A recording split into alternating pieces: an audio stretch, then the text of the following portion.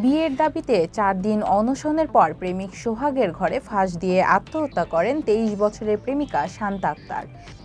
শনিবার রাতে ঘটনাটি ঘটে টাঙ্গাইলের কালিহাতী উপজেলা খালুয়াবাড়ি গ্রামে। কুমিল্লা জেলার ব্রাহ্মণপাড়া উপজেলার অলুয়া গ্রামের মেয়ে ও এক ছেলে সন্তানের মা শান্তা। ঘটনার পর থেকে সোহাগ পলাতক হলেও তার মা ছবুরা ও বাবা নুরুল আটক করেছে পুলিশ। কালিহাতী থানার এসআই মিন্টু চন্দ্র ঘোষ বলেন, শান্তার সাথে মোবাইল ফোনে সোহাগের পরিচয়। বছরখানেক দুজনের ফোনে কথা চলতে থাকে এবং প্রেমের সম্পর্ক গড়ে ওঠে।